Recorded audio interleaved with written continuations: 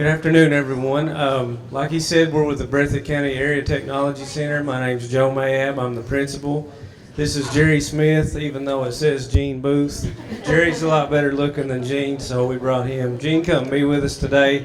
He's a business teacher that we included with our project, and this is Kelly Clyburn, our electricity teacher. So I just wanted to talk to you just for a second about the tiny house from an administrator's point.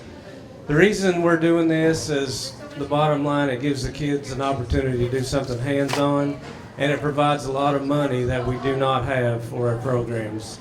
The tiny house project, KVEC granted us $15,000 to start it. This is our third year doing it. And last year, the way it goes every year, you get $15,000. Somewhere around June, the houses are auctioned off, and for everything that it brings over $15,000, the program gets 80% of that to start the next year's tiny house. So this year we're right around $25,000. So to me as an administrator, that's a no-brainer because I do not have $25,000 in my whole school budget for 3 years combined, let alone just for a couple of programs to do something. So it's a really good project for our school. It gets a lot of our kids involved, and it's a great hands-on project. The kids can build something from the ground up and see it all the way through. So it's been a really terrific project for our school. So I'll turn it over to these guys. Mr. Smith, he's a business teacher. His kids do the budgeting part of it. That's where the business comes in. Mr. Clyburn, like I said, was electricity. And then our carpentry teacher wasn't able to be here today. So I'll turn it over to them.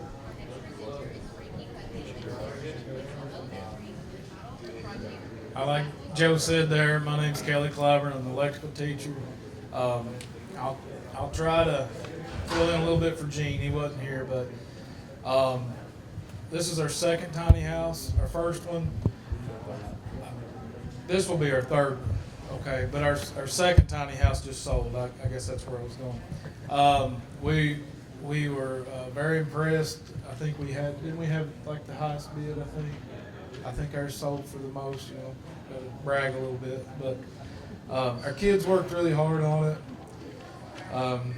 We gambled on a brand new design last year, and our first year, he put more of give it kind of a cabin look on the outside with, they call it D-log siding, and he installed that. This year we're going to try to merge the best of both worlds because both builds were very successful. We're going to take last year's design, which was a little bit more simple, but it gives us a lot more room on the inside. And we're going to hang that D-log siding on it. And I think one of the things he was most proud of is that most of the wood outside some 2x4s from Lowe's are finished wood, like on the inside, the outside, all harvested in Eastern Kentucky and processed in Eastern Kentucky, so it had a lot of Kentucky in it. Even the windows were made in Bowling Green, which is down out the way, but still Kentucky. So a lot of our tiny house was Kentucky proud. From my aspect, we tried to do a lot of energy savings and utilized LED lighting, instant hot water heater installed in it. A 200 amp breaker box, and we also used a split unit air conditioning and heat, which it would have it climate controlled in just a few minutes. It done a really good job. So I think we were able to, whoever owns it now are just reaping the rewards of a lot of cost saving things. So we hope to do that again to this one, which will be our third tiny house. And by combining those two builds, we hope to be very, very successful again this year. And I'm going to turn this over to Mr. Smith.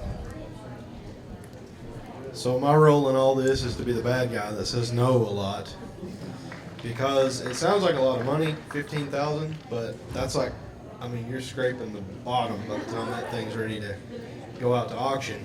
And as we've been more successful with the second tiny house, we had more money, and we've got even more money still, and every time we think, oh, this is going to be easier, but it's not, because we come up with better ideas that take more money to make it look better, and the kids just keep pushing the envelope, which is great. That's what we want them to do.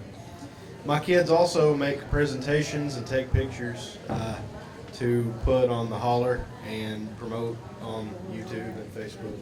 So that's kind of how business came into it. But my role is just ancillary to carpentry and electricity.